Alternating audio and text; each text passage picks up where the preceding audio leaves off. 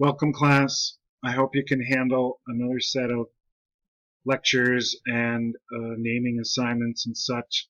I know I've been overwhelming you with so many different assessments to do, so I hope you've been able to keep up. We're going to start with esters today. We're going to talk about esters. Now, esters comes naturally after carboxylic acids because an ester is made up of the reaction between a carboxylic acid and an alcohol. A carboxylic acid, remember, has a carboxyl group, a C with a double bonded O and an OH. Well, an ester replaces that H with another carbon chain. That carbon chain comes from the alcohol that it's reacted with. This R chain can be whatever length of carbon you want, 1, 2, 12. Now, this type of reaction is a condensation reaction because it involves the loss of or production of water. Okay? Now, esters evaporate very easily, so we call them volatile. They have a smell that's often found in perfumes, essential oils, foods, nuts, candies, pheromones, which are chemicals that insects and other animals use, usually for communicating and mating purposes.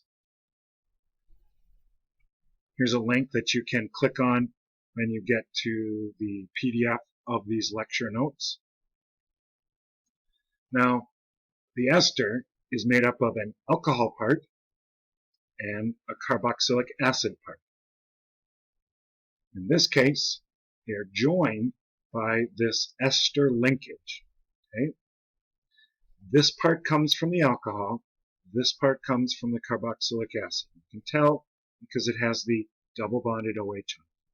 And when we name esters, we always start with the alcohol part first. We change the ending. Normally it would be enol.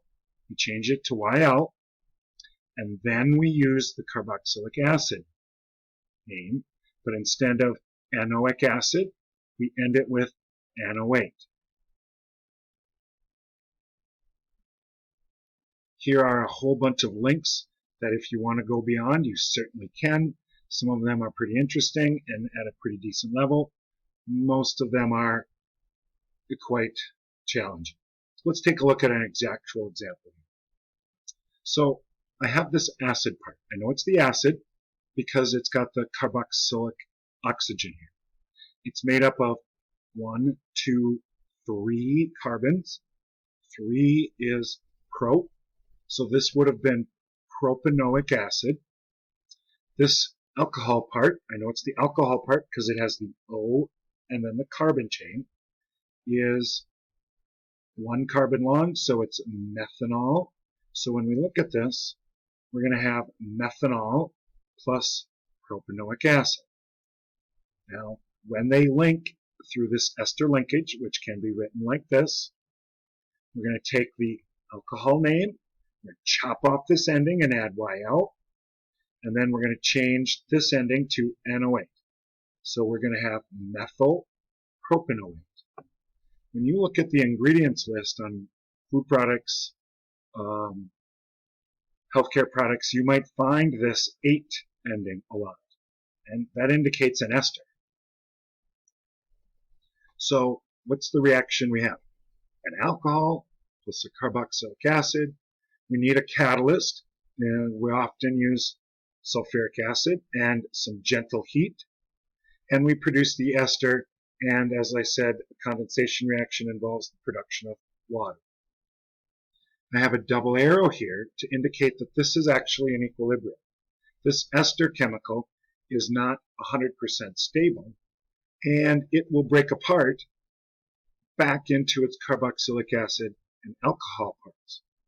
So some of the other ingredients in, say, shampoo or perfume that involve these esters to give them nice smells, well, some of these other ingredients are to help stabilize the ester so that it doesn't break apart and you don't have an acidic product and an alcohol product, which probably have a different type of consistency than the manufacturers want. Let's take a look here. Notice I've drawn the carboxylic acid part and the alcohol part next to each other. And then I've highlighted this to indicate that, hey, this is the water that gets condensed out. And then this linkage of this oxygen to this carbon is what makes the actual ester. Okay? And it's important to note that the O in the ester comes from the alcohol, but the double bonded O goes with the carboxylic acid. 1, 2, 3, 4. So we're going to have butanoic acid. I have a single carbon, so that's a methyl. It's coming off of carbon 2. So we're looking at 2-methyl butanoic acid. Here we have 1, 2, 3, 4. Again, butanol and a methyl group off of the second carbon in this case. 2-methyl, 1-butanol. Don't forget you have to include this 1 to indicate where this OH group is attached. When we write the name for the ester, we're going to chop off this anol ending and put YL. Everything else stays the same. And then we're going to chop off the oic acid and put NO8. So we're looking at 2-methyl, 1-butyl, 2-methyl butanol. That's quite a mouthful. But if you look at some different healthcare products or bug sprays or things you might find in a mechanic shop, lubricants and stuff, you're going to see big complicated names like this. Alcohol name first, acid name second with the NO8 and methanoic acid. Well, how many carbons is meth? 1 carbon. Okay, double bonded oxygen and an OH. Ethanol. How many carbons is ethanol? Well, ethanol is 2, so we're going to have something that looks like that. Now I have not drawn them together this case. I just didn't. But notice the H from the alcohol and the OH from the acid are what are going to make the water. And then we're going to have the alcohol part first, ethyl, and then the acid part second, methanoate. Ethyl methanoate. And then its structure is going to be the methanoate part here from the acid and the alcohol part. Let's look at 2 more. Pentanoic acid. Pent, 5 carbons. Ethanol, 2. This is where the water is going to come, and then the ester linkage is going to happen between these two. When you get complicated structures, I like to just start at one end and start drawing it across. Double bonded O. This carbon links up with this oxygen from the alcohol, and then continue the chain. Okay, that's what we have going on here. And then the name, ethyl pentanoate. 2-methyl heptanoate, acid plus 2-propanol. Well, 7 heptanoate is 7 carbons, and we're going to have a methyl group off of 1.